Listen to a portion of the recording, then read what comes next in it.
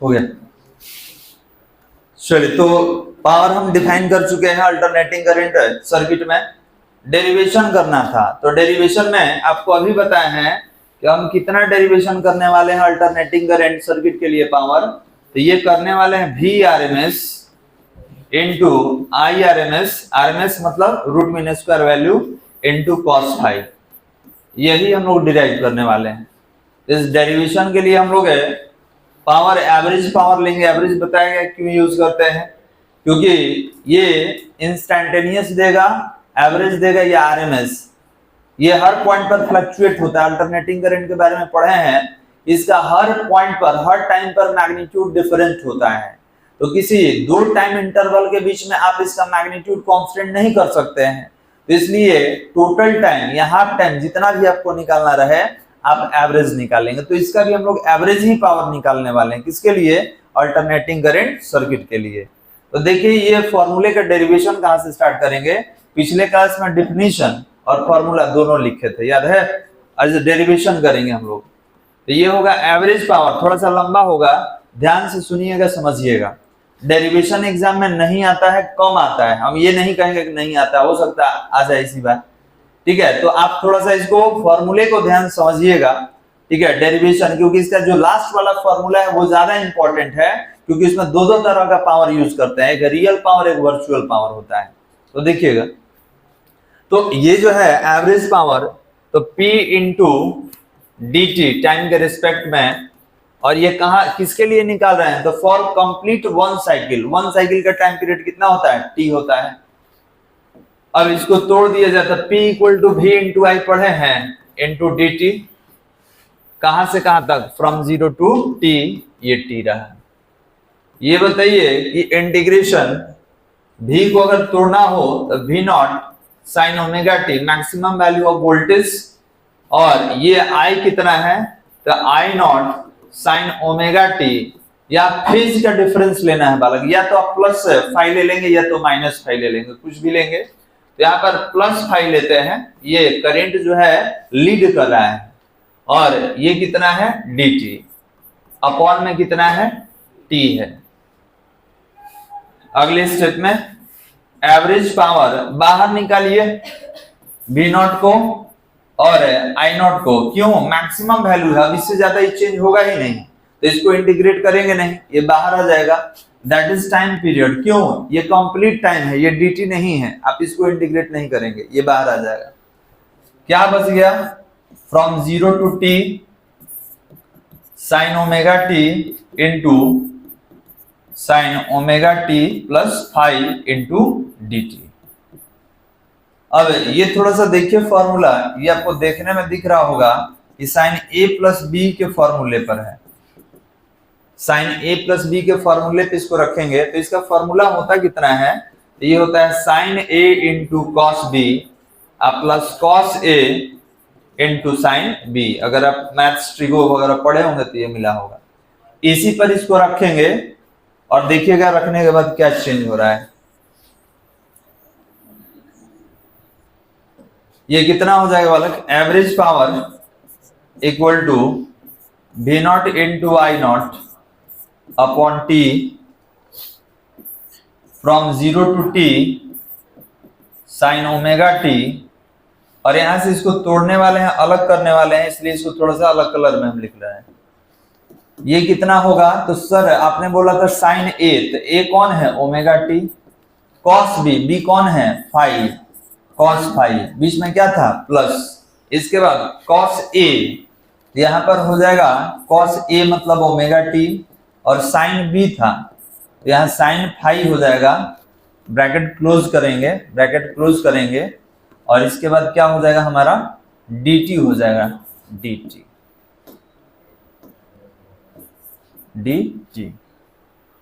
देखिए, तो इसको तोड़ दिया गया, c प्लस डी कहिए या a प्लस बी, तो sine A into cos B plus cos A into sine B, इस पे हम रख दिए।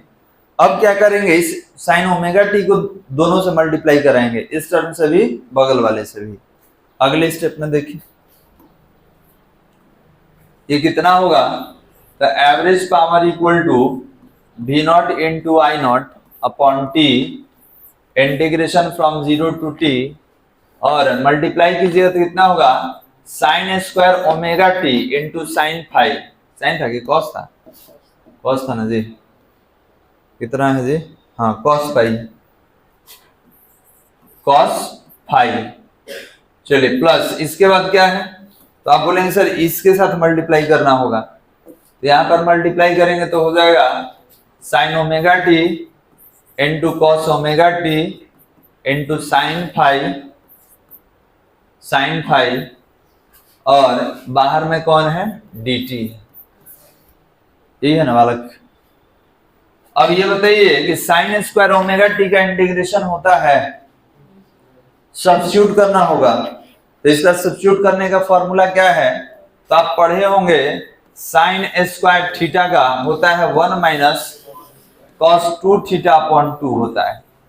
कॉस स्क्वायर करने से क्या फायदा है, कॉस स्क्वायर का इंटीग्रेशन होगा नहीं होगा, तो जब स्क्वायर का नहीं होता है तो हम सब्स्टिट्यूट कर लेंगे, तो कितना हो जाएगा 1 माइनस कॉस 2 थीटा अपॉन 2, इसी से सब्स्टिट्यूट करेंगे।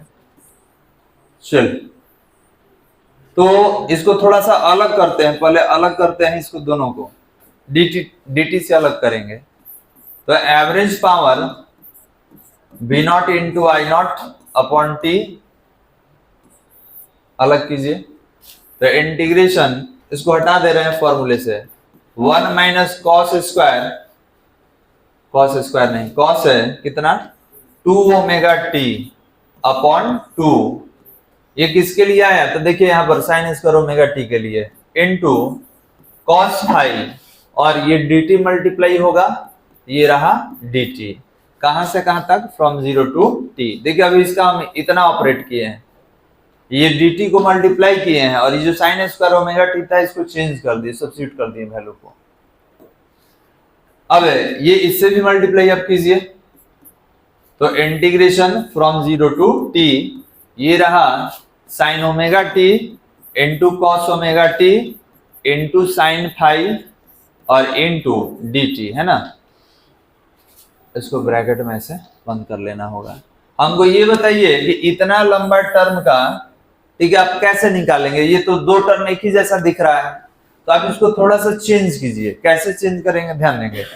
आप बोलेंगे सर 2 से मल्टीप्लाई कर दिया जाए, 2 से डिवाइड कर दिया जाए, ये चेंज हो जाएगा, क्यों, साइन 2 थीटा का फॉर्मूला होता है 2 sine theta into cos theta, तो अगर यहाँ 2 से मल्टीप्लाई डिवाइड करेंगे तो ये बन जाएगा साइन 2 ओमेगा टी, ठीक है, ओमेगा टी आपका थीटा है, तो साइन 2 थीटा में ये टोटल कन्वर्ट होगा, और साइन का इंटीग्रेशन मालूम है माइनस कॉस होता है, तो निकाल लेंगे उसको आगे चल के। तो अब देखिए सारा वैल्यू हम चेंज कर दिए, इसको भी, अब अगले स्टेप में थोड़ा सा उसको और कन्वर्ट कर लेते हैं। ये होगा average power v not into I not upon t, और ये 1 minus cos 2 omega t upon 2 into cos five from 0 to t into D t, plus integration, यहां पे क्या लिखेंगे, तो sine 2 omega t into sine five d t, और नीचे कितना है 2 है, कहां से कहां तक, फ्रॉम 0 टू t। देखिए तो ये तीनों को हटा के ये तीनों को क्या लिख दिए, sine 2 omega t, sine 2 theta का फॉर्मूला होता है। अब यहाँ कुछ और चेंज करने वाले हैं, इसका इंटीग्रेशन आपको अलग से निकालना होगा, क्योंकि यहाँ निकालिएगा तो और थोड़ा सा टूट जाएगा, ज्यादा स्प्लिट हो जाएगा, इसको आपको अलग से इंटीग्रेशन निकालना होगा, और निकाल के आपको चेक करना होगा। अब इसका कितना होता है वैल्यू हम बता दे रहे हैं, आप चेक कर लेंगे इसको। ये लिमिट रखने के साथ ये टोटल को अगर आप इंटीग्रेट कीजिएगा तो इसका इंटीग्रेशन आएगा t अपॉन 2, ठीक है, टोटल को आप इंटीग्रेट कीजिएगा तो इसका इंटीग्रेशन कितना आएगा t अपॉन 2, करके कहीं साइड में हम लोग देख लेंगे, ठीक है, लेकिन यहाँ पर नहीं तोड़ेंगे क्योंकि फिर और बहुत ज्यादा लंबा हो जाएगा, ठीक है, और यहाँ पे छोटा है साइन है तो साइन का माइनस कॉस जानते ही हैं, तो इसको हम हटाने वाले हैं, इसका इंटीग्रेशन कितना होगा लिमिट रखने के बाद t अपॉन 2, क्लियर है? तो इसको चेक करना होगा तो आप रफ पे चेक कीजिएगा कहीं पर, यहाँ पर हम चेक नहीं करेंगे क्योंकि और बहुत ज्यादा लंबा हो जाएगा। ये मैथमेटिकल कंसेप्ट है वाला। अब अगले स्टेप में इसको थोड़ा छोटा करते हैं। ये कितना होगा? तो average power V not I not upon t, और आपने बोला कि सर एक इंटीग्रेशन cos फाई बचा हुआ है और इसको आप बोले हैं सबको रिप्लेस करने के लिए, टोटल को रिप्लेस किससे करना है? तो टी हाफ से करना है। कितना से करेंगे? T upon two. इसके बाद इसमें से भी बाहर निकालिए, इस टोटल में से हम साइन को, फाई को और टू को बाहर निकालेंगे, साइन फाई को और टू को, जो बच जाएगा उसको इंटीग्रेट किया जाएगा। तो यहां पर साइन फाई बाहर, टू बाहर, इंटीग्रेशन 0 टू टी, कितना? Sine 2 omega t into D t. अब उसको इंटीग्रेट करना होगा, तो average power V not into I not upon t cos five t half sine five upon two. बताइए इसका इंटीग्रेशन कितना होता है? साइन का कितना होगा? चलिए, तो minus cos 2 omega t upon 2 omega, और लिमिट कहां से कहां तक? From 0 to t. देखिए तो है ना जी, नीचे क्यों आ गया? पढ़े होंगे ना, कोफिशिएंट नीचे ही आता है, ठीक है, क्योंकि आप टाइम के रिस्पेक्ट में कर रहे हैं। देखिए dt है, तो ये कोफिशिएंट ये दोनों हो गया, आ गया कहां? नीचे। अपर लिमिट लोअर लिमिट रखिए, माइनस को पहले बाहर दीजिए। तो एवरेज पावर इक्वल टू कितना? V not into I not upon t, ये रहा आपका कॉस फाइव, ये रहा टी हाफ, प्लस माइनस क्या होता है? Minus sine five upon two. चलिए इसको भी नीचे बाहर ले लीजिए, टू टू कितना हो जाएगा? 4 ओमेगा, बाहर ले ली इसको, तो अंदर क्या बच जाएगा? cos 2 ओमेगा टी, कहां से कहां तक? From 0 to t. यहां भी हम इंटीग्रेट, यहां पर लोअर नहीं रखते हैं, अगले स्टेप में रखेंगे, डायरेक्ट रखेंगे नहीं समझ में आएगा आपको। तो माइनस बाहर, ठीक है, इसको बाहर कीजिए, तो 2 टू जब 4 ओमेगा। अब यह टी, जो टी है वहां पे एक बार अपर लिमिट, एक बार लोअर लिमिट रखेंगे, तो रखा जाए। तो एवरेज पावर ये कितना होगा? V not into I not upon t, और अंदर कितना था वाला? cos five t half minus sine five, नीचे 4 ओमेगा था ना वाला, और एक बार अपर लिमिट रखना था, तो cos 2 ओमेगा, टी के जगह पे बड़ा वाला टी, देखिए इसी के जगह पे अपर लिमिट रखते हैं। अगर आप इंटीग्रेशन पढ़े होंगे तो मालूम होगा, एक बार अपर लिमिट एक बार लोअर लिमिट, तो यहाँ पर रखिएगा, ये हो जाएगा 2 ओमेगा टी, और लोअर लिमिट रखेंगे तो cos 2 ओमेगा इंटू 0। ये ना होगा जी? बोलिए नहीं रहा है। तो एवरेज पावर कितना? V not into I not upon t, और cos five into t half minus sine five upon 4 omega, और आपने बोला एक बार अपर एक बार लोअर। देखिए थोड़ा सा यहाँ कुछ और चेंज करेंगे, cos तो हो गया, 2 ही हो गया, ओमेगा हटाना पड़ेगा। ओमेगा कितना पढ़े हैं? तो ओमेगा इक्वल टू होता है 2 पाई इंटू फ्रीक्वेंसी, एक और होता है ओमेगा इक्वल टू होता है 2 पाई अपॉन टी होता है, तो इसी से हटाएंगे। इसी से हटाने वाले क्यों? एक टी बगल में भी है तो कैंसिल हो जाएगा, केवल एंगल बचेगा। तो याद रखेंगे कि एंगुलर फ्रीक्वेंसी या वेलोसिटी कितना होगा? 2 पाई अपॉन टी या 2 पाई इंटू फ्रीक्वेंसी होता है, इसी से हटाएंगे, इससे हटाएंगे, ठीक है। तो हटाइए, ओमेगा की जगह कितना रखेंगे? 2 पाई, और नीचे कितना? टी, और मल्टीप्लाई में कितना है? टी। अच्छा, जीरो सबको क्या बना देगा? जीरो। जीरो के साथ रहिएगा तो जीरो बन जाइएगा, तो ये जीरो बन गया। अब यहाँ पे टी टी कैंसिल हो गया, तो 2 टू जा 4, ये कितना हो जाएगा जी? 4 पाई। चलिए रख रहे हैं। Average power V not into I not upon t, ये कितना बालक? cos five into t half minus sine phi upon 4 omega. अब ध्यान देंगे, ये रहा आपका cos, cos 4 pi minus cos 0। चलिए ध्यान देंगे, यहां वैल्यू अब रखना है। कॉस 0 तो 1 होता है, जानते हैं। कॉस 4 पाई कितना होता है?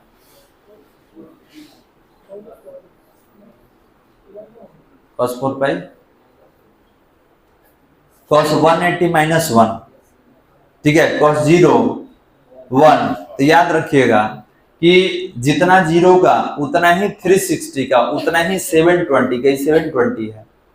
4 पाई, पाई का वैल्यू कितना? 180, तो 180 इंटू 4 720, तो 0 360 720, एक के वैल्यू होता है, एक होगा, माइनस एक नहीं होगा। माइनस एक कितना पर होगा? तो 180 पर माइनस होता है। क्लियर है बालक? तो याद रखेंगे उसका भी वैल्यू 1 होगा। रखिए, रख के देखिए, तो 1 माइनस 1 का हो जाएगा 0। अगर यहां मान लिया 1 रख दिए, ये भी 1, 1 माइनस 1 0, तो ये अकेले 0, यहां तक 0, टोटल 0। समझ आ रहा है बालक? तो हम डायरेक्ट उतना ही लेंगे, ही नहीं लेंगे। क्यों नहीं लेंगे? क्योंकि देखिए cos 4 पाई का वैल्यू आपने बोला कि 1 होगा, और ये 1 होता है, तो 1 माइनस 1 0, तो 0 यहां से यहां तक टोटल 0। तो बस वही दोनों बचेगा, उसी से हम लोग डेरिवेशन करेंगे। तो अगले स्टेप में देखिएगा, इस सब हम नहीं लिखेंगे, इसको हटा देंगे, 0 हो जाएगा सारा। तो आप लिखिएगा कि एवरेज पावर कितना, तो v not into I not upon कितना जी, नीचे t था, और बगल में कितना, cos five into t half minus 0। हम क्या किए, इसको पहले इससे मल्टीप्लाई किए और इसको इससे किए, तो 0 था, तो इसे कीजिएगा तो क्या हो जाएगा, देखिए 0 हो जाएगा। तो ये फर्स्ट टर्म के साथ इस सेकेंड वाले के साथ 0 था, 0 बना दिया। अब इसमें कुछ कैंसिल हो रहा है, क्या बच गया, तो एवरेज पावर कितना, v not into I not upon 2 into cos five. कोई दिक्कत बालक यहां तक? क्या इसको ऐसे लिख सकते हैं, v not upon under root 2 I not upon under root 2 into cos five. इसी को वी आर एम एस, इसको आई आर एम एस कहा जाता है, ठीक है। ये V R M S, I R M S. चलिए, तो अगले स्टेप में ये क्या हो जाएगा, average power equal to voltage RMS into current RMS into cos five, that is the power of alternating current circuit. यही तो है। चलिए, कहां से लिखिएगा, यहीं से लिखना है। थोड़ा सा स्पीड ज्यादा रखेंगे।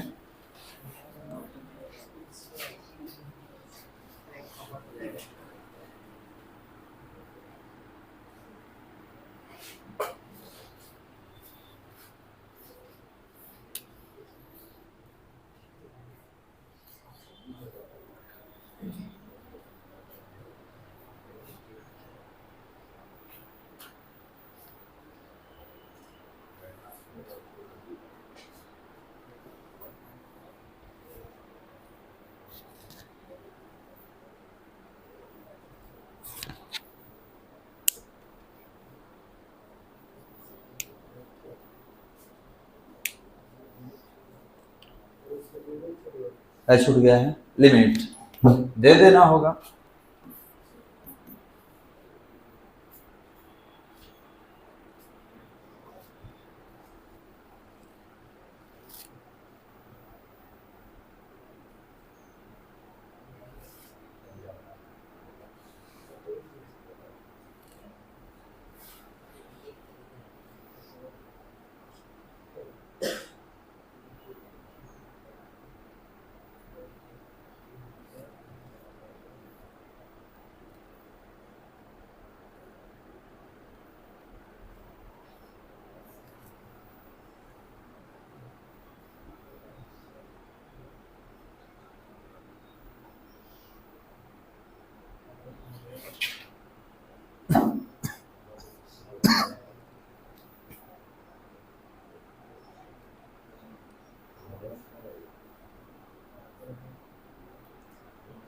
हो गया बालक?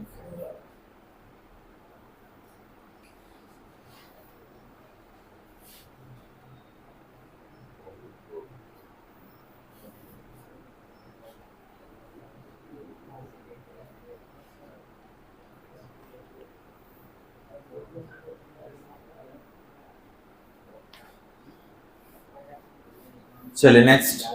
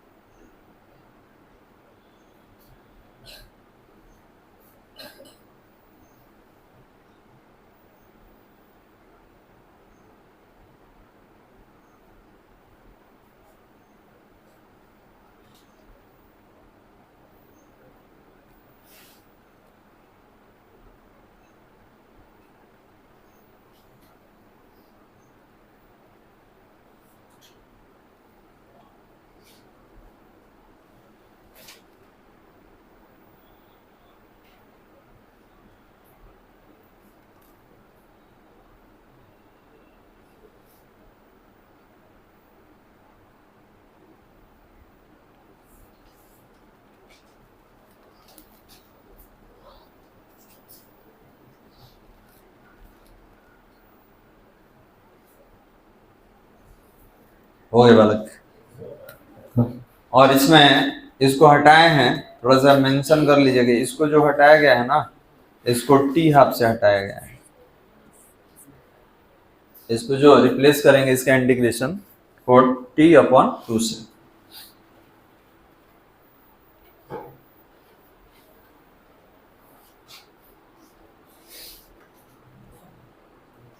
अगले स्लाइड में आ जाए।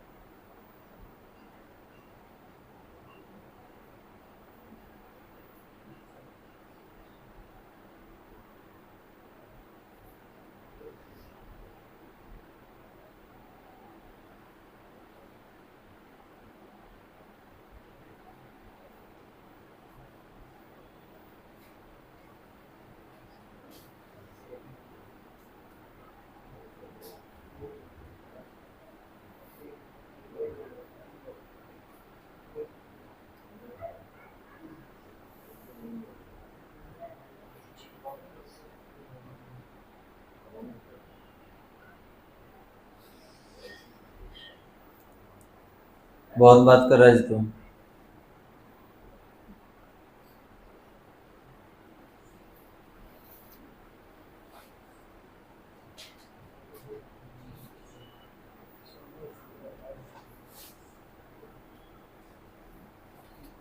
चलिए आगे बढ़ाते जाए। तो ये देखिए सारा तो मैथमेटिकल टर्म है, आप इसको सॉल्व भी कर सकते हैं खुद से।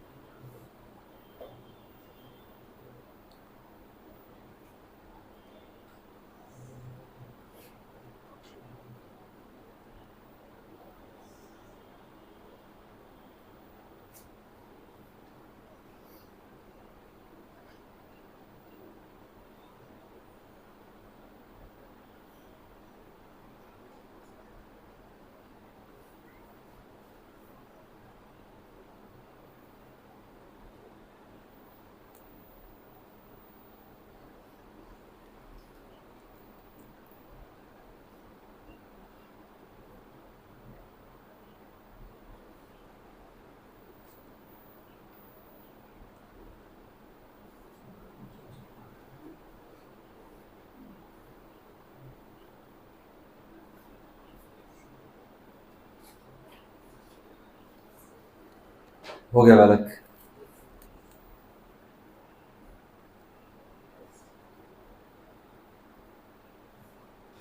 चलिए नेक्स्ट। नहीं हुआ है।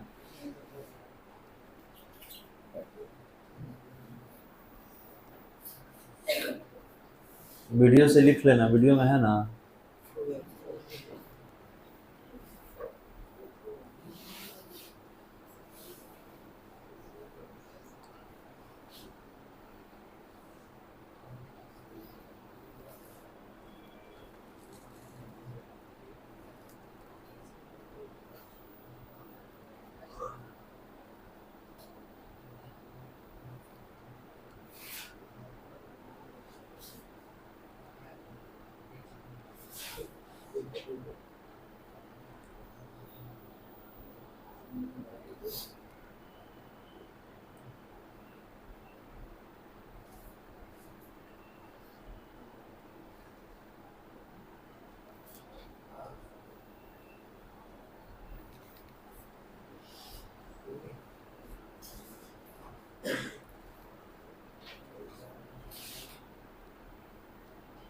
बोला जाए। लिखेंगे equation number 1। Equation number 1 is the power of equation number 1 is the power of alternating current circuit. Equation number 1 is the power of alternating current circuit. हो गया बालक। तो यही पावर है अल्टरनेटिंग करंट सर्किट के लिए। अब इसमें रियल पावर भी होता है और वर्चुअल पावर भी होता है, जिसको इमेजिनरी कहा जाता है। नोट नंबर 1, नोट नंबर 1 लिखेंगे एपरेंट पावर। एपरेंट पावर और एपरेंट को वर्चुअल भी कह सकते हैं। एपरेंट पावर और वर्चुअल पावर, देखिए वाले, और वर्चुअल पावर तो ये कितना होगा, तो VRMS और IRMS को हम लोग वर्चुअल पावर या एपरेंट पावर कहते हैं। ठीक है, एपरेंट मतलब इतना आप यूज नहीं कर रहे हैं, ठीक है, ये आपके लिए इमेजिनरी है। और एक होता है रियल पावर। रियल पावर जो हम लोग यूज करते हैं, तो ध्यान देंगे कैसे पहचानेंगे रियल है कि वर्चुअल है। तो ध्यान देंगे जो फेज डिफरेंस के साथ आप निकालते हैं पावर, वो आपका रियल है, और जो विदाउट फेज डिफरेंस होगा, केवल प्रोडक्ट होगा वोल्टेज और करंट का, वो क्या होगा, एपरेंट होगा।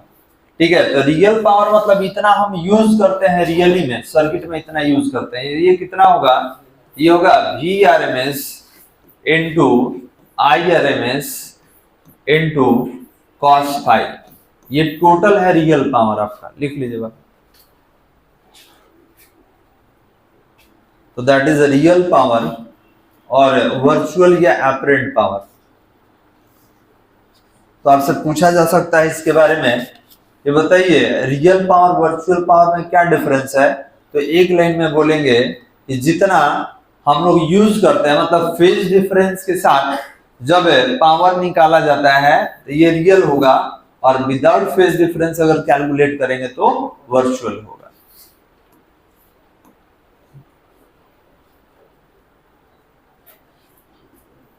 हो गया बालक, आगे बढ़ा जाए। अगर इसको समझना है तो देखें, एक एग्जांपल ले रहे हैं समझने के लिए। हमने बोला कि हमारे पास कोई एसी सर्किट है, इसमें एक बल्ब को ऐड कर दिया गया है, ये बल्ब हो गया। इसमें वोल्टेज का सप्लाई 220 वोल्ट है, जो कि आप जानते भी हैं सप्लाई है हमारा, और करंट मान लेते हैं 2 एम्पियर है। तो आपसे पूछा जाए कि बताइए यहाँ पे जो पावर निकालेंगे वो रियल होगा कि वर्चुअल, तो आप बोलेंगे फेज डिफरेंस आप नहीं लिए हैं, ठीक है, ये वर्चुअल होगा। तो इसके लिए अगर पावर निकाला जाए तो आप बोलेंगे वर्चुअल पावर होगा। पावर मतलब इतना वोल्टेज का, इतना पावर का सप्लाई है, लेकिन हम यूज नहीं कर रहे हैं।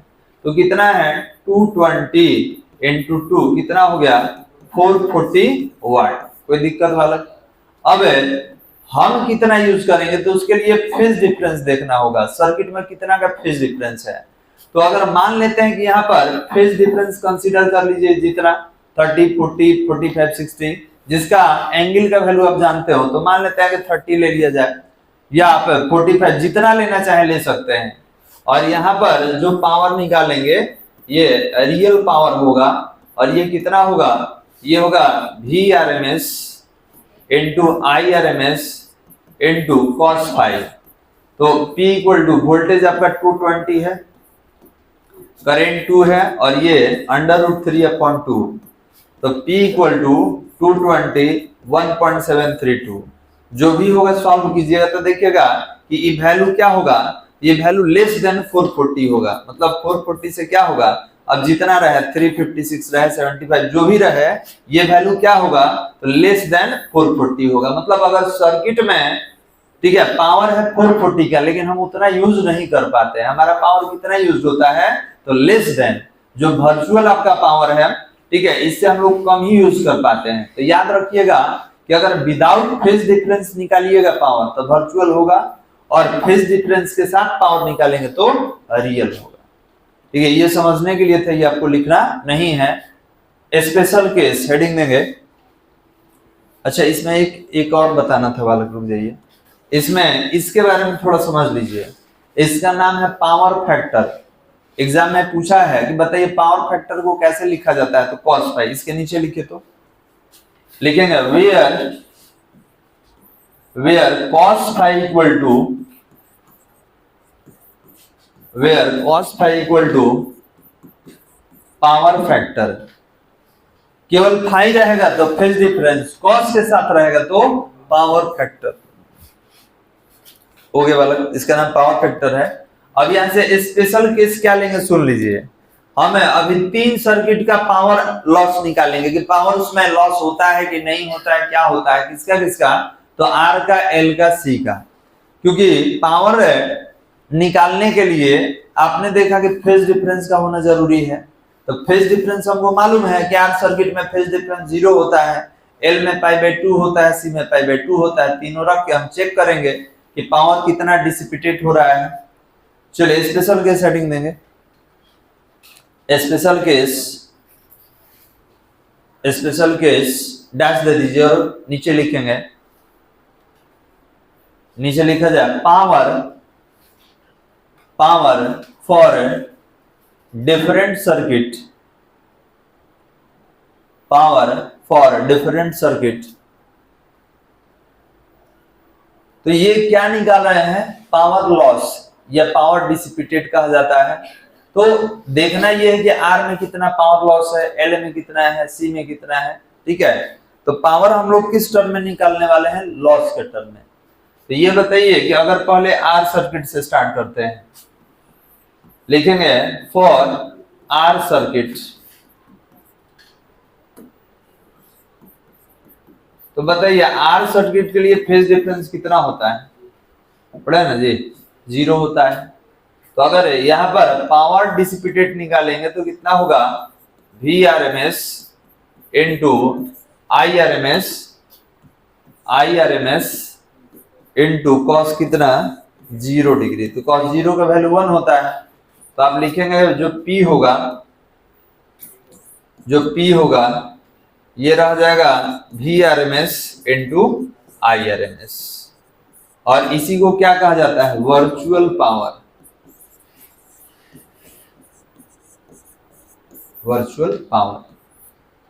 लिख लेंगे। तो ये बताइए कि अगर आपसे पूछा जाए कि R सर्किट में पावर लॉस कितना है, पावर डिसिपेटेड कितना है, तो आप बोलेंगे VRMS इंटू IRMS, मतलब वर्चुअल पावर के इक्विवेलेंट।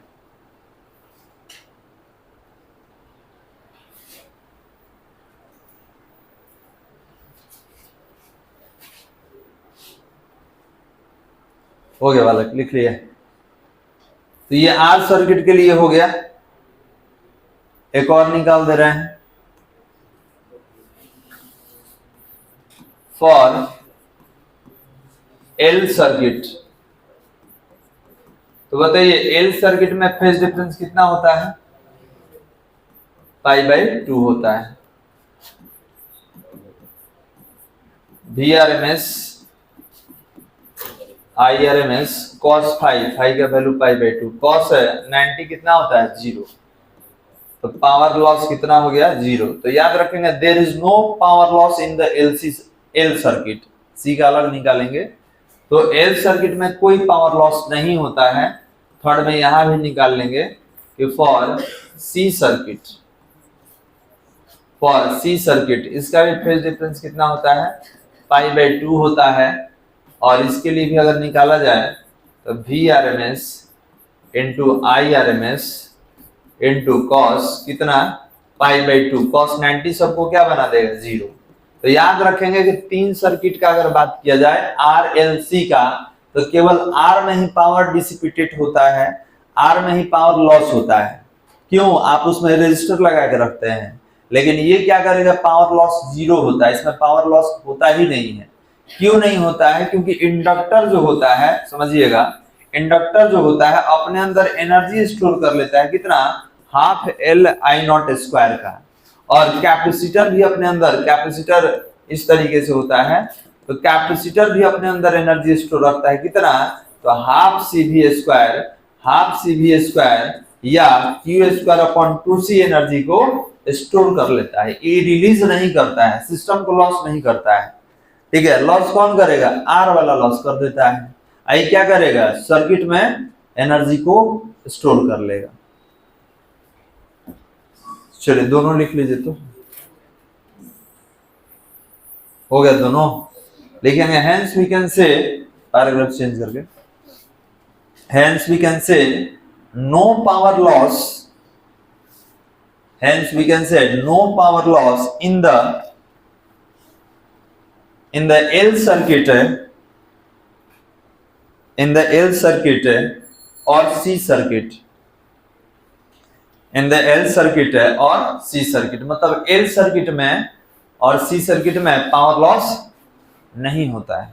देख लीजिए 0 निकालें, हो गया बालक।